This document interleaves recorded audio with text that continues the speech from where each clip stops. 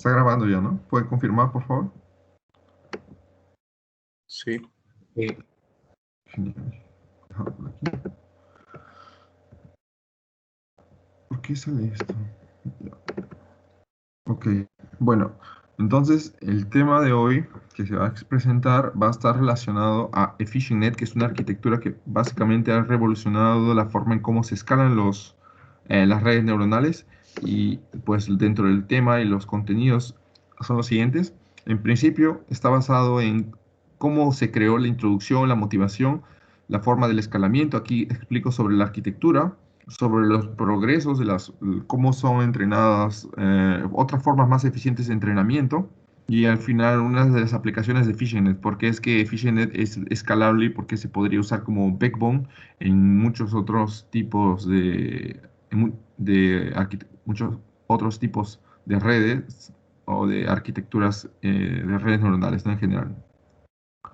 Entonces, bueno, al inicio voy a tener aquí mucho texto, pero es básicamente, ya sabemos que las convolucionales son comúnmente desarrolladas, pues, dependiendo de lo que se necesita. Tenemos, por ejemplo, el número de GPUs y cómo es que eso se puede escalar y eso va mejorando con el paso de los recursos y con el paso de las iteraciones que le damos. Pues podemos proponer un nuevo método de escalamiento uniforme, eso es lo que ellos proponen, y que se basan en estas tres métricas: la profundidad, la profundidad, o sea, de los filtros. La otra es el ancho del filtro y la otra es la resolución de la imagen de entrada, ¿no? Entonces usan esas tres características utilizadas como si fuese un coeficiente. Con eso de ahí ya consiguen, digamos, modelar una red neuronal, y pues demostraron la eficiencia contra ResNet y mostraron que fue mejor que ResNet. Obviamente estamos hablando del año como 2019, 2018, 19 creo. Y en particular, pues el modelo de EfficientNet V7 pues supera el estado del arte en varias de las tareas, ¿no? Siendo 6.1 más rápido que cualquier otra arquitectura existente hasta ese momento, de las mejores, ¿no? Obviamente comparada. Y ahí se ve, hay unas tablas ahí que muestra más adelante. Entonces, más detalladamente, por ejemplo, tenemos, basados en la observación, ellos proponen una estructura simple, que no está necesariamente basada en las prácticas de las redes convolucionales de forma arbitraria, ¿no? Por ejemplo, la BGG tiene una regla que comienza con 32, luego se va a 64, luego a 128, ¿no? Entonces esa era una regla medio heurística que existía, y pues ellos más o menos se basan en esas cosas para crear esto de aquí, ¿no? Y tenemos, por ejemplo, si el baseline de una red convolucional es esta de aquí, pues ellos dicen que vamos a incrementarles el width, y ahí lo comienzan a escalar, ¿no? Y si le ponen el depth, ahí que duplica la capa actual la duplica, y después aquí viene la resolución, que sería pues básicamente la imagen de entrada, ¿no? La imagen del filtro, de los filtros, y al final pues se puede crear una versión escalada con diferentes opciones, diferentes variantes, ¿no? Como están viendo aquí, que es una mezcla de diferentes características de la A a la D. Entonces, ellos dicen, para 2 elevado a la n veces de tiempo de un costo computacional, ellos lo formulan de esta forma, ¿no? Que es la forma en cómo modelan el costo computacional de lo que están haciendo aquí. Porque se sabe que es más o menos eso, ¿no? Como están trabajando en escalas de 2, con potencias de 2, al igual que la BGG, por ejemplo, ¿no? Del 32 a 64 a 128. Entonces, dime. Ahí todas las redes son todos con todos, ¿no? No, todos son convolucionales. Aquí no hay MLPs. Todos Todos, son solo sí, al final nomás. pues solamente la última capa, pero aún así, o sea, no recuerdo qué hay al final, si es solo un Global Average Pooling o una MLP, pero se puede revisar fácilmente en el código. Pero sí, Pero, la red se considera fully connected cuando todas las camadas, excepto la última, son fully connected, ¿no? Disculpa, fully convolutional, disculpa. ya. Entonces ahí solo son convolucionales, ¿no? Todo es convolucional, así es. Ya, ok.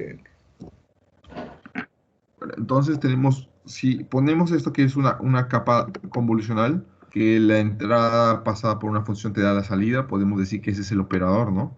La salida y la entrada del tensor. Entonces, con ese tensor decimos, tenemos un tamaño que son de height, width y channels, ¿no? Y después decimos que, por ejemplo, tenemos un conjunto de funciones que se pasan por la misma entrada y lo representamos de esta forma. Entonces decimos que esto de aquí es la red neuronal. Esa es la forma en cómo lo representan, ¿no? La forma en cómo explican las notaciones, de una forma bastante sencilla, incluso porque es escalar, se entiende bien que f es un mapeador no lineal. Entonces decimos donde f de i elevado a li se repite esa cantidad de veces, ¿no? O sea, se repite bastantes veces y sabemos de que esto también se va modificando a lo largo del tiempo por causa de los poolings. Entonces al final denotan al vector y la red neuronal de esta forma. Es una notación matemática que se necesita para entender, digamos, la parte más teórica, que cuando quieran revisar el paper más detalladamente, ahí lo van a entender, pero es básicamente eso lo que significa esa notación matemática. De ahí ellos comienzan a hacer los experimentos, dicen, se basan en observaciones, aquí aplican fuertemente el método científico. Ellos dicen, tenemos un número de flops, billions, ¿no? En la parte horizontal y en la vertical es la acuaracia. Y aquí comienzan a decir, vamos a modificar el escalamiento, ¿no? Entonces comienzan a modificar aquí el width. Le ponen de 1, 1.4, 1.8, es el factor, ¿no? que están moviendo, y así también modifican el D y modifican el R. Y aquí aparece la primera observación de nuestro experimento, dice que escalando todas las dimensiones de la red neuronal, cualquiera de las dimensiones, mejoren en la acuracia, pero la acuracia comienza a disminuir conforme el modelo se incrementa. Y eso puede deberse a un problema que ya se conoce muy bien, que es el vanishing gradient, ¿no? O un problema de falta de convergencia por exceso de parámetros. Bueno, pero más o menos ya da la idea, esa es su primera observación, que todos ya sabemos. eh, Cuanto más grande la red, mejora la acuracia, ¿no? La observación 2 que ellos tienen es que conforme comienza a mejorar la acuracia, también puede mejorarse la eficiencia, o sea, se refiere también al procesamiento, pues es crítica y se puede balancear con dos parámetros, ¿no? Porque aquí comienza a decir, vamos a fijar un parámetro y modificamos el otro y hacemos lo mismo al contrario. Entonces el ganador, de nuevo, es el que tiene el mayor D y el mayor R, ¿no? Es en este caso. Y solamente este gráfico está mostrando de que realmente sucede eso, ¿no? O sea, ese es su argumento para ellos recién aplicar, digamos, el escalamiento real sobre el efficient net. Porque, o sea, ellos necesitaban mostrar en el paper que eso realmente ocurre y eso fue como que fue un pequeño conjunto de experimentos para mostrar que realmente eso sucede, ¿no? Por eso es que comienzan a modificar diferentes coeficientes. Entonces aquí tenemos las tres constantes. Esas son las constantes que determinan el small grid.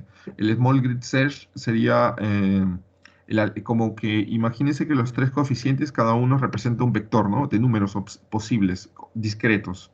Entonces ellos dicen, vamos a ponerles varios valores y ahora se ha vuelto una grid tridimensional de la cual tienen que buscar los parámetros más eficientes, ¿no? Luego ellos hablan de un phi aquí, que es un coeficiente que es definido por la persona y tiene un control sobre los recursos. Es algo así como que fue calculado en base más o menos heurísticas, pero nuevamente no es nada científico hasta ese punto, solo está determinado heurísticas. Solo que aquí viene lo interesante. Cuando ellos ya ponen a estos tres valores, les especifican algo más específico, como valores más específicos, ahí es cuando realmente comienza a verse lo que estoy mencionando. Lo modelan de esta forma: alfa elevado a phi, beta elevado a phi, gamma elevado a phi. No recuerdo qué significaba el nombre de esta notación, pero está restringido, ¿no? O es aproximado. Subject to, sujeto a esa condición. Esto, está sujeto a esta condición. Gracias, Shander. Está sujeto a esta condición, aquí le falta un 2. Está sujeto a esta condición de que esto debe ser igual o aproximado a 2, por lo tanto, estos tienen que ser mayores que 1. Y aquí comienzan a decir, pues ya sabemos que son mayores que 1, entonces comienzan a colocar los flops de forma proporcional para que estos valores se pongan, digamos, fijos. Ahí básicamente lo que dice aquí es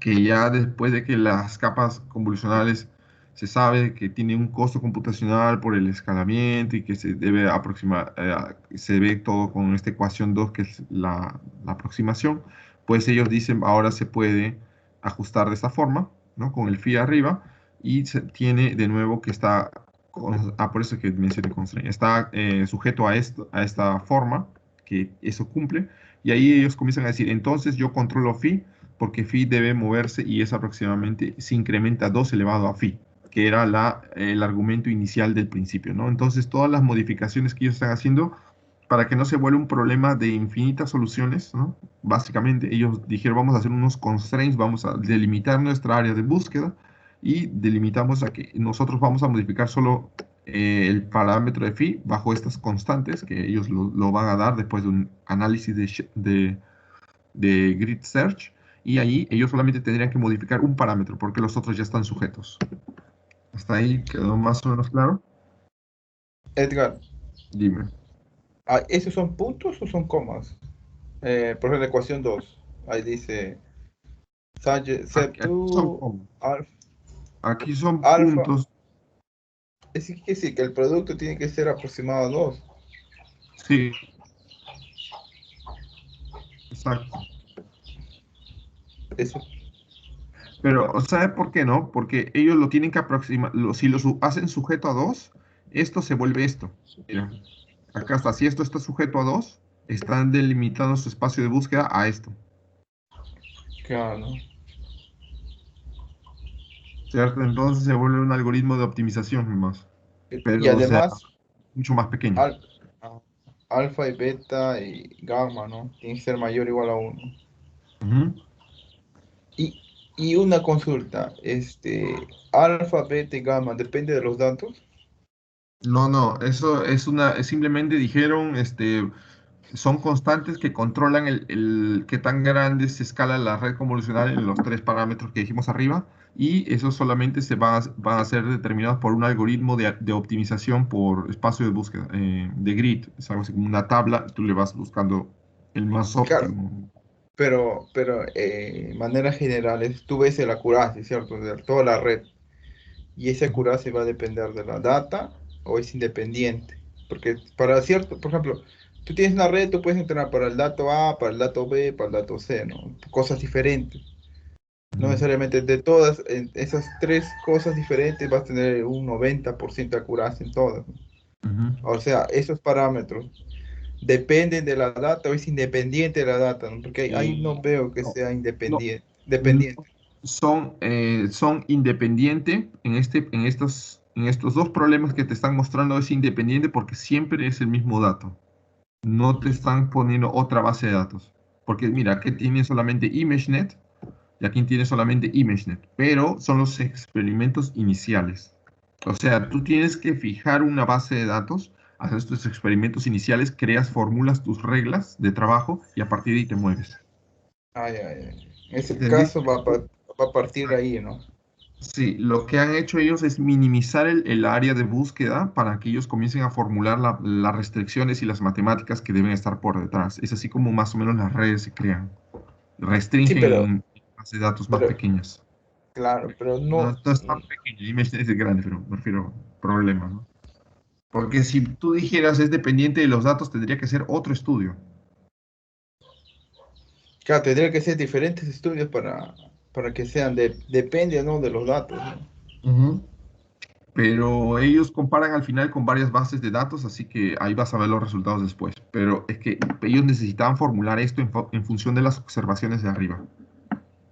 Ok, pues, Ah, ok. ¿Hasta ahí todo bien? ¿Alguna otra pregunta? Aquí acabó la matemática, digamos. Ya. Entonces, después, ahora sí, una vez entendido eso, se viene la parte de la arquitectura de EfficientNet es bastante ya popularizada ¿cómo se diría?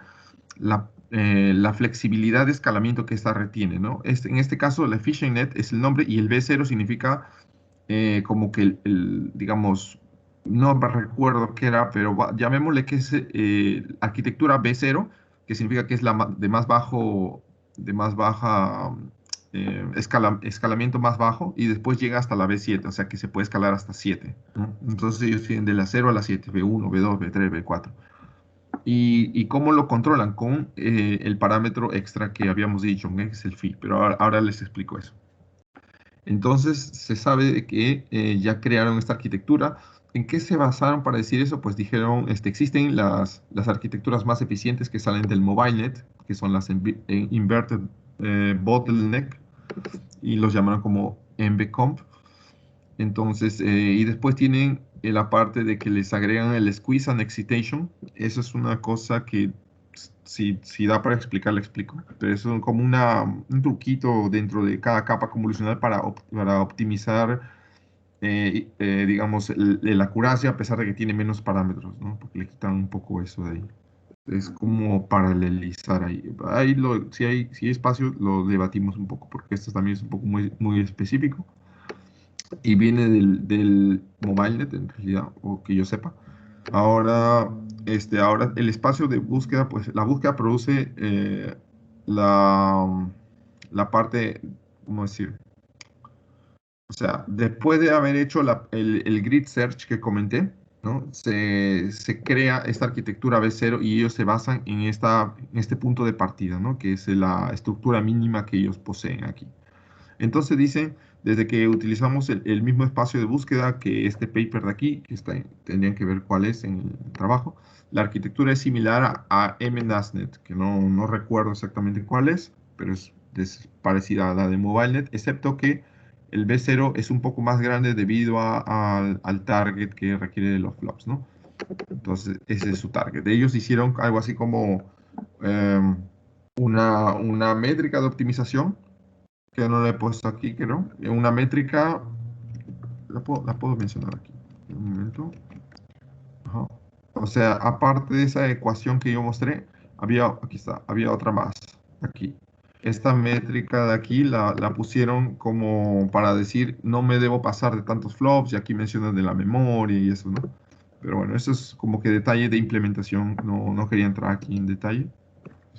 Me ahorré toda esa sección. Y ya, bueno, entonces decimos, una vez definidas todas las constantes, que ahí está por el grid search, son estas aquí, una vez definidas las constantes, sabemos de que fijamos con el phi 1 igual a 1, ¿no? Asumimos que todos los recursos se incrementan siempre al doble por lo que está la restricción, ¿no? Entonces, hacemos el grid search de los tres parámetros usando las ecuaciones ya mostradas antes.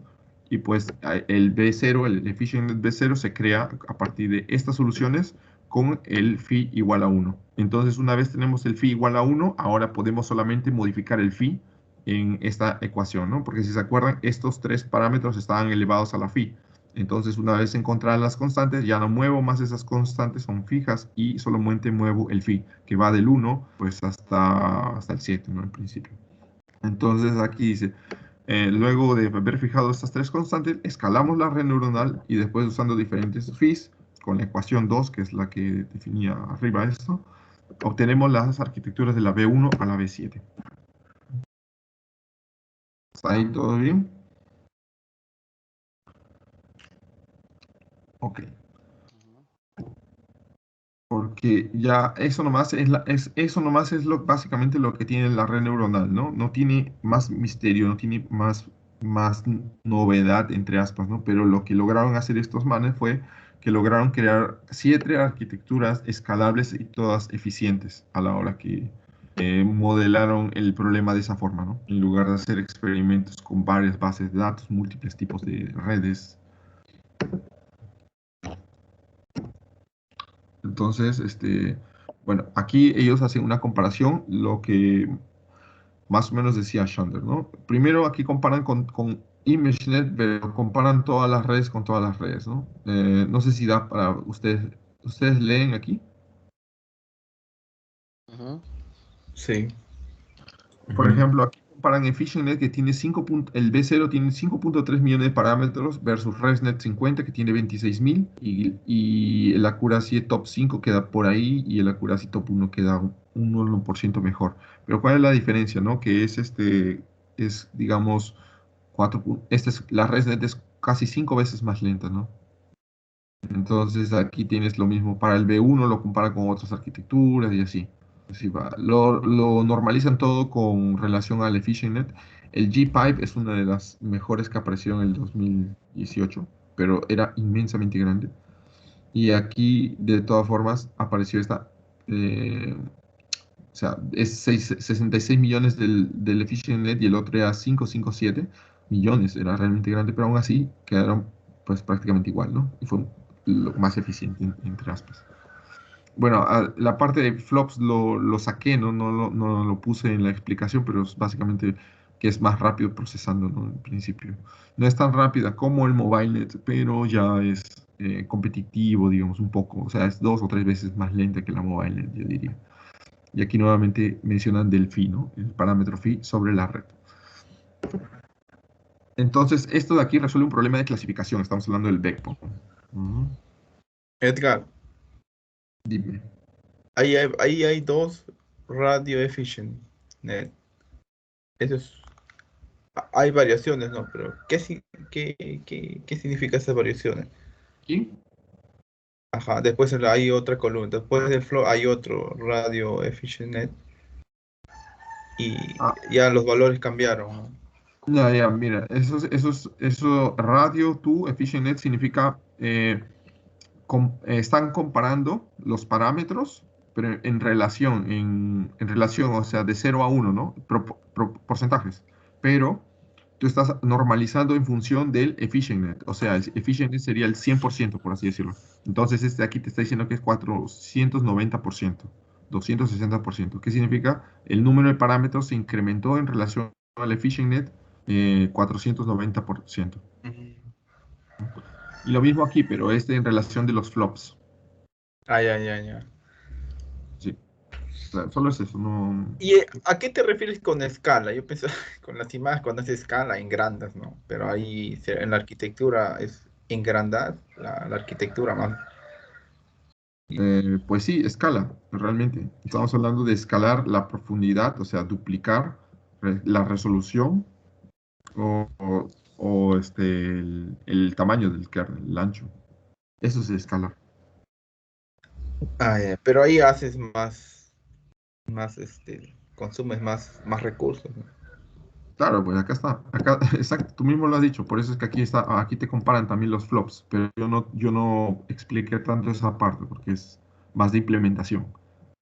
Aquí solamente tendrías que saber cuál vas a escoger, porque es que ellos lo comparan con 3 nomás. Tú ya deberías más o menos dar una intuición de que si tienes 5.3 la arquitectura es eficiente, ya la que ellos usan, ¿no? Basada en la MBCOM.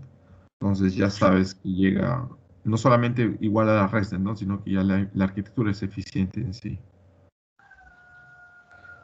Mm, Está haciendo Pero escalamiento de una base. ya, aquí me surgió una duda, ¿no? Por ejemplo, me hablas de crecer la arquitectura, pero si vemos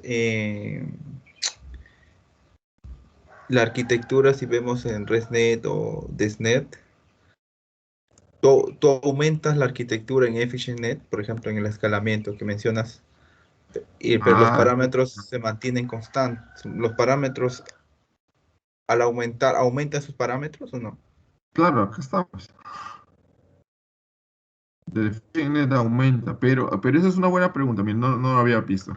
En el EfficientNet, tú aumentas el factor de escala, o sea, tú ya tienes ciertas constantes que definen la arquitectura y por lo tanto no es que tú le pones adelante. En cambio, en la ResNet, ¿tú qué decías? Vamos a ponerle más capas y le ponías más capas a la ResNet, adelante, adelante, adelante, ¿no? Solo duplicabas lo que había atrás, era el Claro, width. y serían los mismos pesos, ¿no?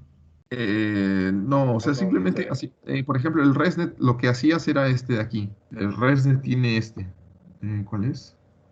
Es este. El ResNet le movía el resolution. El DenseNet a veces hacía una mezcla entre este y un skip connection, ¿no? Pero, o sea, habían diferentes soluciones, diferentes metodologías que cada creador Pero, de redes hacía, ¿no? pero ahí aumentaban tus parámetros, ¿no? Obviamente, en todos los casos aumenta. Por eso tienes que ver este lado de aquí, ¿no? Ahí ya tendrías que leer cada paper que está aquí, porque que tienen esa cantidad de parámetros, leer la implementación. Pero sí. Ay, ay, Y chévere, como chévere. es exponencial el phi, ¿no? Se ve que esto va a incrementar diferente también. y ahí es fijo, pero ahí aquí es la misma dataset, ¿no? Sí, todo es ImageNet. Ujú. Y la, la dataset y los parámetros también es fijo, ¿no? ¿Cómo así? Fijo aquí, así como está por topología. No, me refiero que cuando tú lo pases, por ejemplo, a CIFAR o a otra Sí, dataset, eso no cambia. Las arquitecturas no son dependientes de los datos. Ujú. ajá, esos parámetros van a ser los mismos para la otra dataset. No, sí, eso no cambia. Ok. Ya, entonces aquí hay una tabla que es interesante que, por ejemplo, compara la arquitectura EfficientNet, aquí la pueden ver de la V0 a la V6, y lo compara con otros modelos, ¿no? Esa es la parte más visual, que es básicamente la tabla de arriba, y pueden ver de que hay modelos que son de similar velocidad como el NASNet, pero de mucha menor acuracia. Y lo mismo aquí, ¿no? Que es esa en relación del número de parámetros versus acuracia. Y aquí también se ve que pues hay diferencia, ¿no? Con el número de parámetros. A pesar que el V7 es realmente bastante grande, pues comparado con lo que ya se conocía que es grande, no es tan grande, ¿no? Y el número de flops que es de este lado, pues es mucho más rápido. Hasta el V3 no se ve mucho la diferencia. El V4, V5, V7, el V6, V7 ya es como que la parte exponencial y acá puede decirse que es lento, ¿no? Pero aún así, el exception era una rápido, por ejemplo, y esta aquí resultó ser más rápido. Ok. Bueno, hasta este punto, aquí se creó el EfficientNet, que es una arquitectura que todos conocen y ya pues se ha trabajado bastante últimamente en esa arquitectura por la escalabilidad. Porque cuando uno dice, bueno, ya entrené la V0, ahora necesito una red más potente, entonces la paso a la V1, la V2 y ya, y reentreno, ¿no? Solo cambian el backbone y es escalable, entonces eso le permite mucha flexibilidad en producción. Entonces, había un problema con el EfficientNet. Era, digamos, ¿por qué tienes que escalar todo de la misma manera, no? Ese es básicamente el trabajo. Este paper es del año 2021. Ok, este es bastante nuevo, así que voy a intentar explicarlo lo mejor posible, pero es básicamente así. Dijeron, EfficientNet muestra lo siguiente, ¿no? El entrenamiento utilizó bastante imágenes de tamaño grande, que es lo de ImageNet, ¿no? En ImageNet son imágenes grandes. Entonces también utilizaron el Depthwise Convolutions, que son rápidas, pero en las fases iniciales son lentas. ¿Por qué? Por la forma en cómo trabajan, ¿no? Ellas separan la capa, se separa en dos, o en tres, o en cinco, y luego se juntan al final. Entonces lo separan de uno a cinco, y eso es eficiente adelante, pero atrás, en la parte inicial, es lento. Y también lo que mencioné, ¿no? ¿Por qué vamos a escalar todos los parámetros de la misma forma? Eso es subóptimo, o sea, es bueno, pero no demasiado, ¿no? Ahí dice, basado en esas observaciones, que aquí ya les reduje la parte 1 y 2 del paper, basado en esas observaciones, ellos diseñaron un espacio de búsqueda enriquecido, ¿no? Enriquecido de otras operaciones adicionales como el First MVComp. Esta es una arquitectura, no sé si es arquitectura, pero es como un bloque, ¿no? Es un bloque que se le considera la parte fusionada del MVComp con la parte depwise, ¿no? Más adelante creo que hay ajá, sí, exacto. Entonces crea ese fuse y después aplica la parte de entrenamiento como si fuese el NAS y después optimiza de nuevo el modelo, ¿no? De nuevo, como si lo hubiese hecho en el EfficientNet original. Pero aquí, ¿qué hace? Aparte de mejorar pues, la acuracia, el tiempo de entrenamiento, que era uno de los problemas de siempre, ¿no? Porque tenemos que entrenar, pues demora, ¿no? Y el número de parámetros, que es básicamente lo que todos quieren reducir. Ellos encontraron pues esta red y que resultó ser más o menos unas 4 veces más rápidas que los modelos anteriores y 6.8 veces más pequeño en número de parámetros. ¿Ok?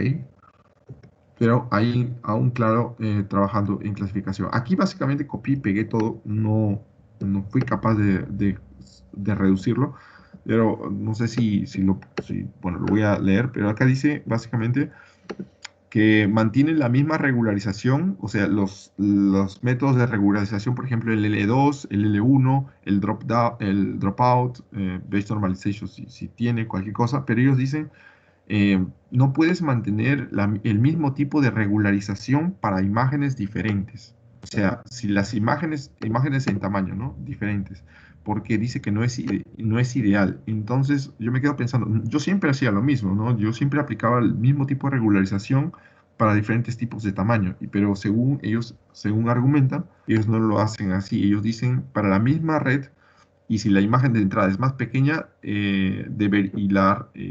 pues puede manejarse con una red de menor capacidad o requiere una regularización inferior, ¿no? Entonces eso ya ayuda bastante porque estamos hablando de que la regularización puede depender del, del tamaño de la imagen de entrada. Entonces eso es bastante bueno desde el punto de vista de la optimización, de la eficiencia, eso es bastante bueno. Entonces, podemos decir que si la imagen más grande, pues va a requerir una regularización más fuerte y por lo tanto combatir el overfitting.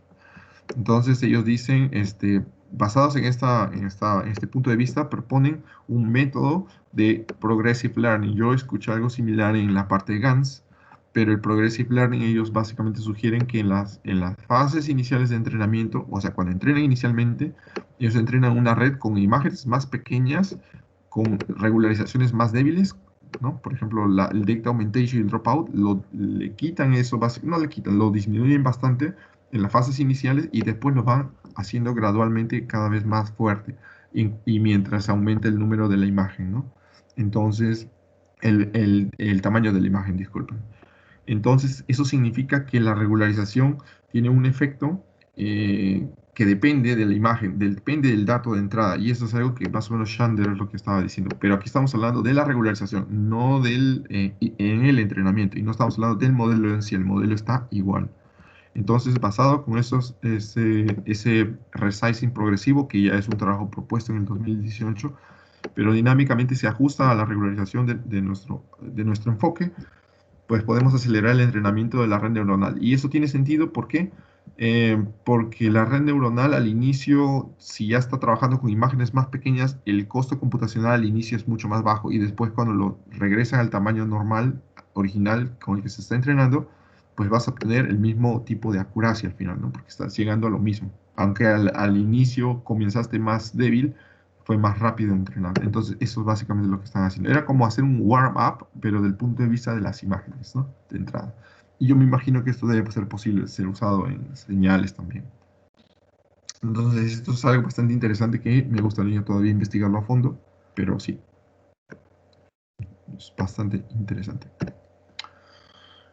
Ok, bueno, aquí ya entramos en la parte de lo que estaba mencionando de la eficiencia. Entonces, ya si entrenamos con imágenes más grandes, sabemos que es más pequeña y si las imágenes son más pequeñas, pues el costo computacional va a ser más alto. Por lo tanto, necesitamos un batch size.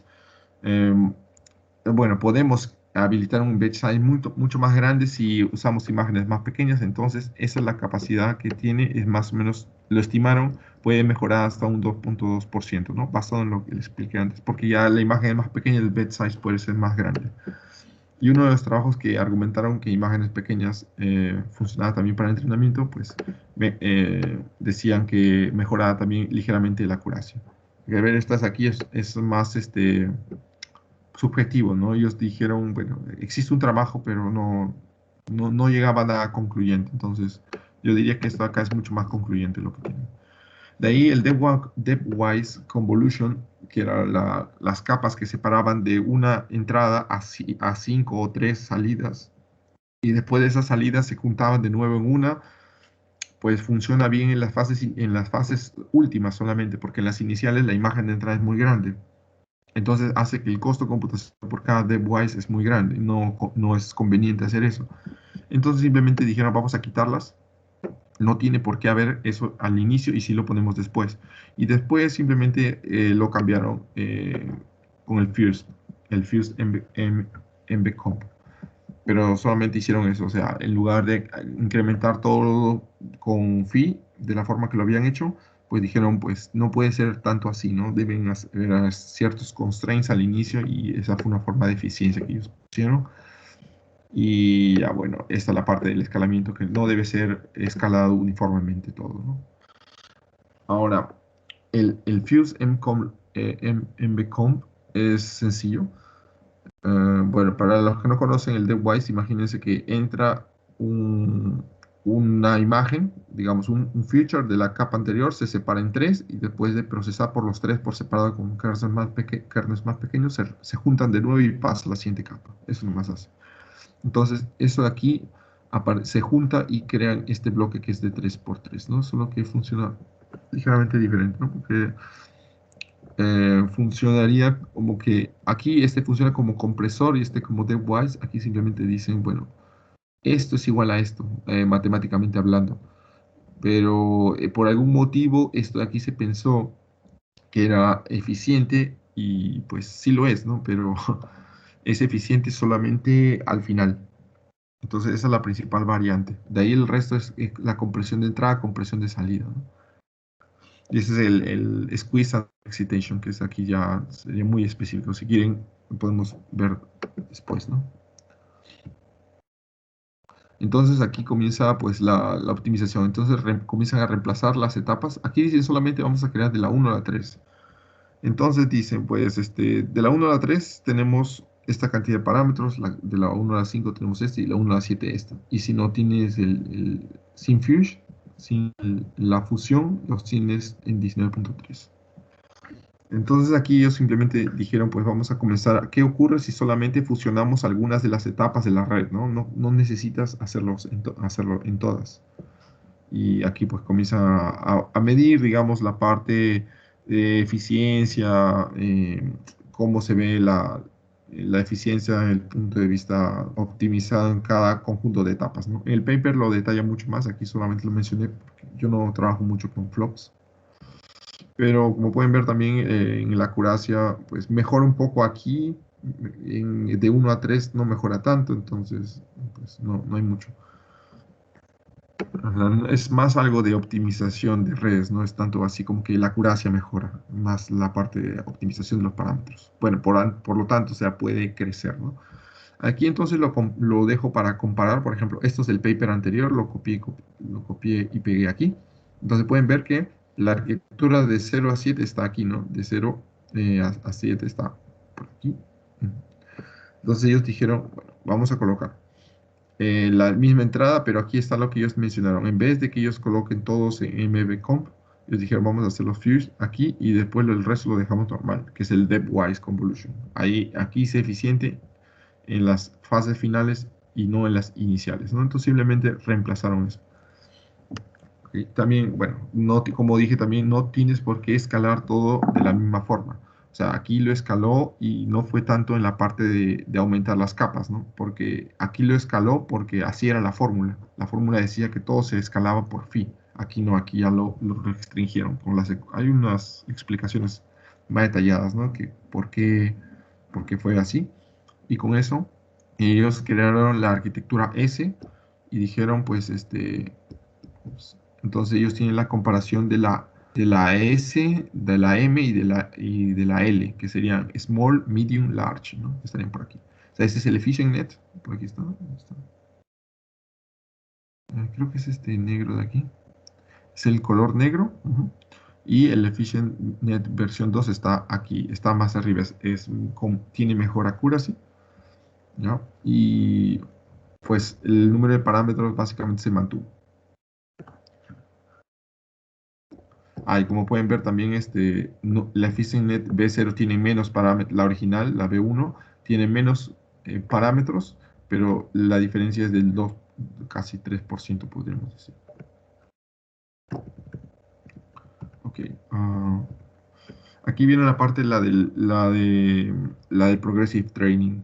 No sé si aquí la idea ya la entendieron, pero básicamente ellos dicen, nuestra hipótesis es que tenemos que la accuracy cae cuando la regularización no está balanceada, ¿no? Ese es el principio de lo que ellos comentan. Y cuando el entrenamiento tiene imágenes diferentes, pues ellos sugieren ajustar la regularización. Y la regularización la podemos ver aquí, por ejemplo, random augmentation y la magnitud del efecto de la augmentation lo van variando y lo tienen con diferentes tipos de tamaños de imagen de entrada. Y aquí tienen incluso varios experimentos hechos, que son tres, ¿no? Entonces pueden sacar la desviación estándar. Y se puede ver que realmente lo que dicen es verdad, ¿no? O sea, se ve que cuando es 5, el tamaño 128 es el mejor resultado. Y aquí también es el mejor aquí y es el mejor aquí. Eso lo hicieron de nuevo con ImageNet. Todos lo trabajaron con ImageNet. Entonces, ellos sugieren que el augmentation tiene que modificarse en función del tamaño de entrada, ¿no?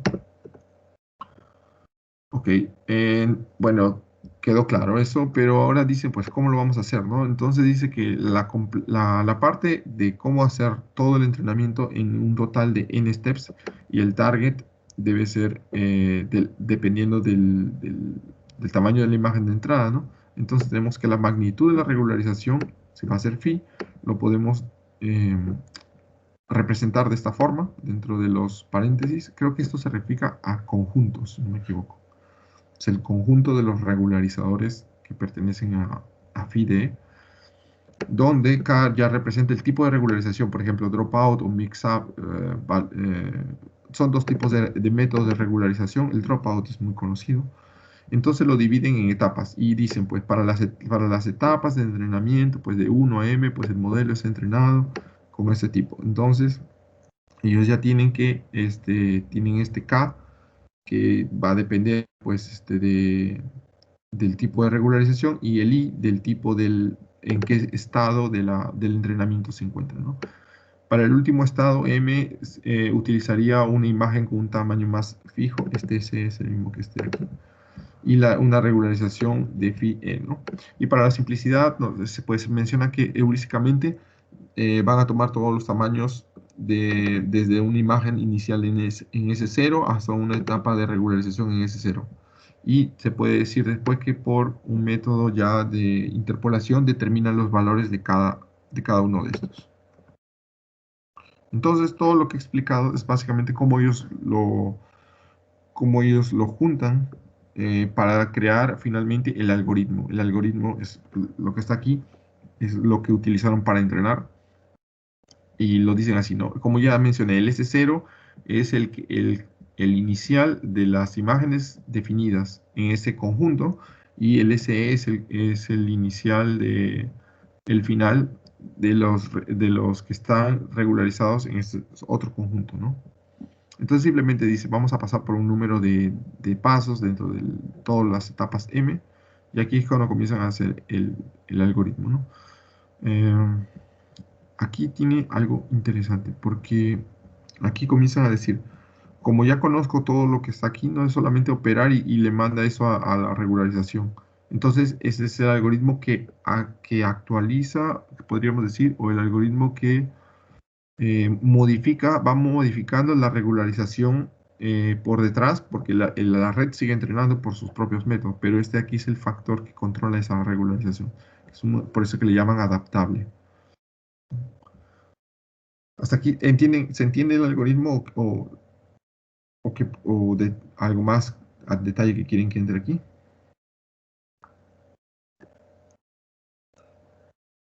No, todo bien. Ok. Bueno, y de los tres métodos que se mencionaron, pues el dropout ya lo deben conocer, ¿no? Que apaga las neuronas.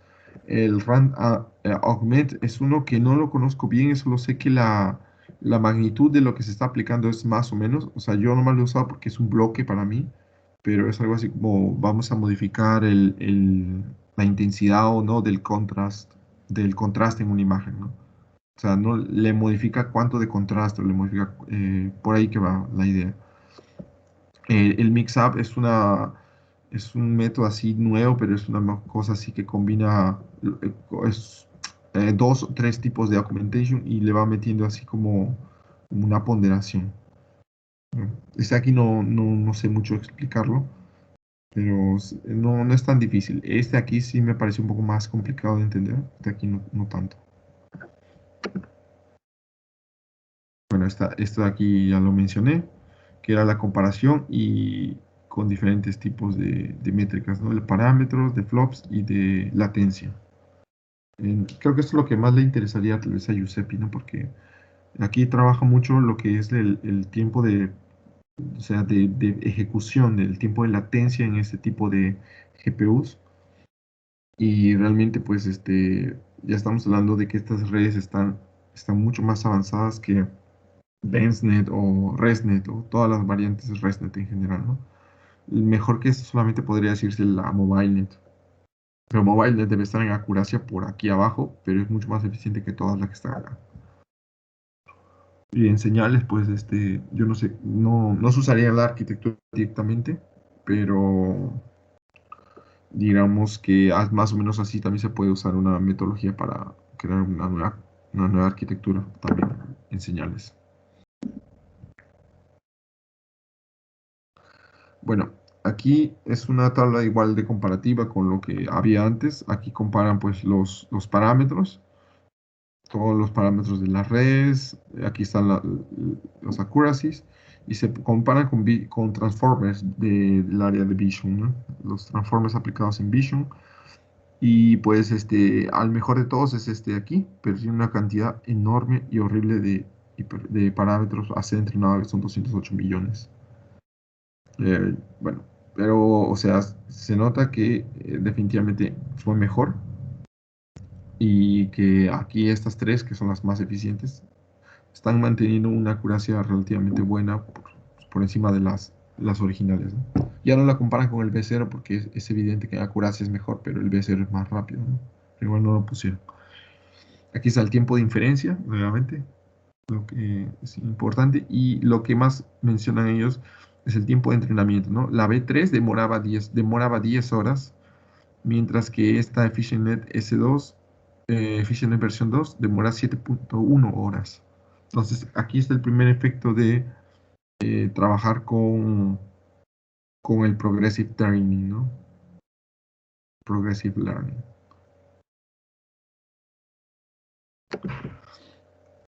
Y bueno, ¿hasta aquí alguna pregunta?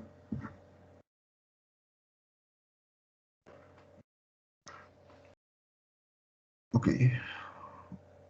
Ok, entonces, ahora una vez que expliqué, ¿por qué que expliqué estos backbones?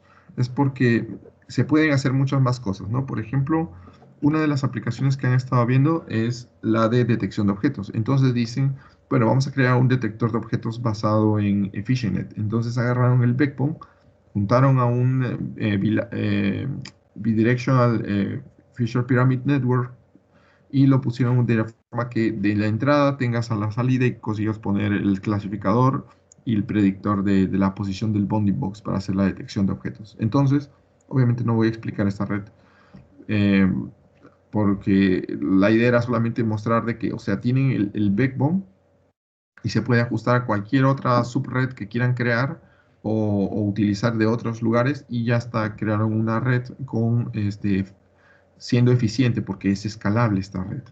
Entonces pueden cambiarla después por la B1, B2, B3, B4 de nuevo y ellos crearían la EfficientDet 1, 2, 3, 4, 5, 6, 7, ¿no? Entonces ellos tendrían 7 tipos de detectores solo porque cambiaron el backbone, no tendrían que... obviamente los hiperparámetros de entrenamiento cambiarían un poco, pero como la red ya es en sí, se comporta de la misma forma, no tendría que ser un esfuerzo muy grande. Es algo así como cambiar el ResNet de la ResNet 101 a la ResNet 50, a la ResNet 200 y algo, ¿no? Sería más o menos la misma idea, o de la BGG 16 a la 19, ¿no? Pero la principal diferencia es que como esta aquí mantiene unas topologías similares de la 1 a la 3 y de la 4 a la 7 son otro tipo, pero similares por el tamaño, no existe una gran complejidad en el medio, ¿no? Y por otro lado, que es otro trabajo que estaba haciendo, que es la de detección tridimensional, o sea, a partir de una imagen 2D se puede inferir una detección 3D, y es más o menos lo mismo, ¿no? Agarraron un EfficientNet, dijeron vamos a usar un Bilateral Feature Pyramid Network, y tienen los 6 subnets Uno clasificaba, el otro el bounding box del 2D y después aplicaba una matriz de transformación y una de rotación que hacían que giraban el bounding box en 3D, ¿no? Entonces esa era la idea. Y eso sería solo para dar la idea de lo que se puede hacer ya con el backbone creado, ¿no? Pero aquí se puede usar también para, por ejemplo, quieren trabajar para, no sé, image captioning o video captioning, no sé. Pueden usar el EfficientNet de nuevo como backbone y después ponerle todas las features después al lado, ¿no? Atrelados, conectados. Y después solo cambiarle el B1, B2 así y tendrían otras soluciones que son escalables. No, no tendrían que ir modificando demasiado el backbone. Bueno, sería todo.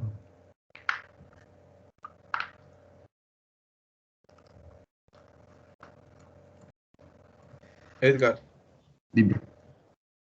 buena presentación. Ese EfficientNet como backbone es solo la arquitectura, ¿no? Ahí no hay nada. Ahí solo lo acoplas a otra red y haces todo de nuevo, todo el trying de nuevo, ¿no?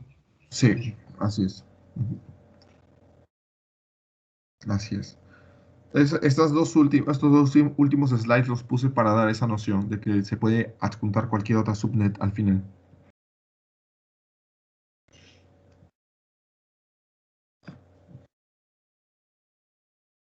Se pueden crear Y, y diferentes los, tipos de redes así. Dime, disculpe. y los escalares, ¿esos escalares cómo fueron? ¿Solo fueron experimentales allá ¿Escalares cuáles? ¿El phi? al alfa, beta, gamma? En el paper lo describe mejor, pero básicamente es lo que mencioné, usan un grid search. El grid search es tener una malla y vas buscando una matriz y vas buscando el argumento mínimo de la matriz discreta que quieres trabajar. Vas Pero testeando. eso, sí, pero hacen es un experimento a la vez, ¿no? Y como puedes ver, utilizaron hasta dos decimales en ese grid search. Pero no hay algo más sólido que no sea testar nomás. Algo, herramientas más teóricas donde indican, ¿no? No, porque aquí ya la parte teórica estaba aquí, ¿no? Se supone que ellos ya saben que las redes funcionan. Eh, Ellos, para crear la parte del... Pero eh, también esas restricciones fueron pues, también por experimentos, ¿no? No me mostraste algo no, esto no fue por teórico. experimento. Ellos dijeron, tiene que ser así. Esto está sujeto a esto porque ellos lo dijeron, tiene que ser así, va a ser nuestra regla, porque ellos dijeron, ya existen precedentes de que las BGG funcionan así y vamos a sujetarla a esta matemática. Ese ponderado de 2 no existe en realidad en ninguna en un paper. O sea, es Pero, intuitivo para nosotros porque todos lo hacemos así, ¿no? claro, pero así como encuentran, pueden encontrar otras cosas que puede ser mejor o peor, ¿no? Eh, de ahí, por ejemplo, otra cosa, no lo mencioné, me olvidé, a la hora que trabajan en el EfficientNet versión 2, para ellos haber llegado a estas conclusiones que mencionan por aquí, de esto, ellos qué hicieron, ellos entrenaron una red llamada NASNet, algo así creo que se llama, que es una red creada por otra red neuronal basada en reinforcement learning o optimización bayesiana.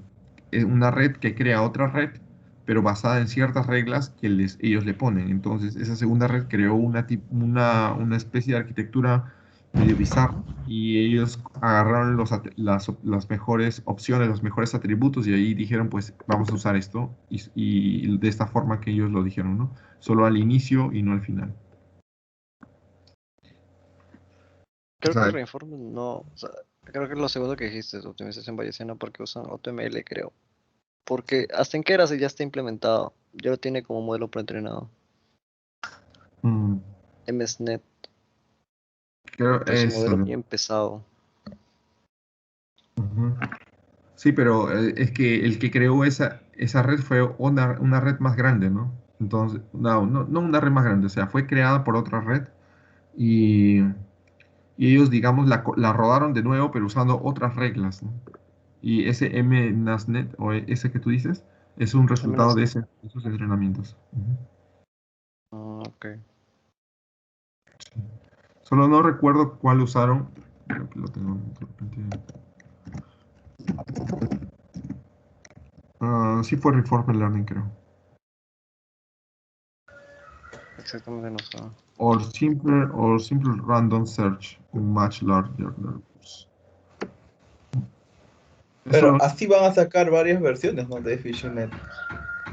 o sea, tú puedes seguir escalando el phi cuanto tú quieras, pero como ya te mostraron en los experimentos iniciales, pues llega un momento en que por más que escales, no vas a tener una ganancia buena, vas a solamente aumentar el número de parámetros por una acuracia de 0.5% más. No se vuelve viable, ¿no?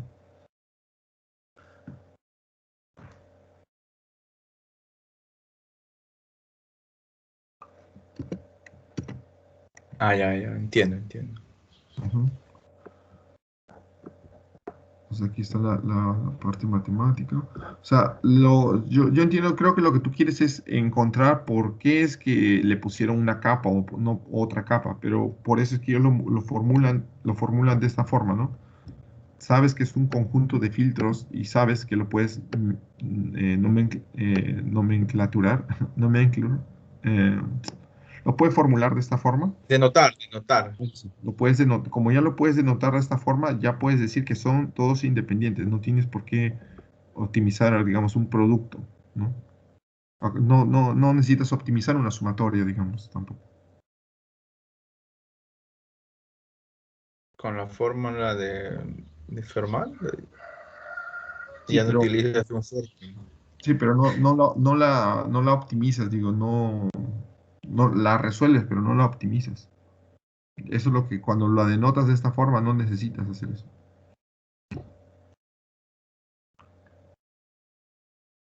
Son Ah, independientes, ya. todos los términos son independientes. Claro, son independientes, ¿no? Pero,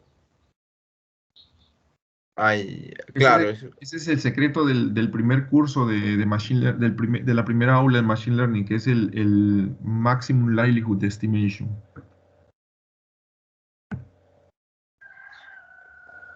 pero ¿a qué te refieres con eso? Que cuando tienes un parámetro a ser optimizado y tú tienes un multiplicador que maximiza toda la ecuación que está dentro, entonces ya todos los términos son independientes, lo puedes resolver mucho más fácil que tener una función dentro de otra y dentro de otra y dentro de otra. Y Claro, en este caso sí, pues, en este caso sí puedes hacer eso, ¿no? Pero si tú vas a una red normal, es esa entrada de otra capa oculta o de la salida misma, entonces ahí hay dependencia. ujú. No, sí, o sea, hay dependencia desde este punto de vista, pero cuando ya lo denotan así, ya no, pues. Ya sabes que es una detrás de la otra. Estás hablando ya de independencia entre lo que hay atrás y lo que hay adelante. A pesar que hay, sí, pero aquí ya no, pues, porque estás asumiendo que no tienes influencia sobre eso. Como que lo que están haciendo es delimitar el problema. Si no, vuelves al espacio de búsqueda muy grande y nunca hubieran llegado al phishing net. Mm, ya. Entiendo.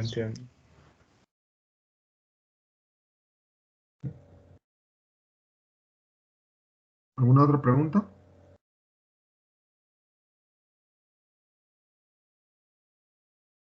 Creo que no.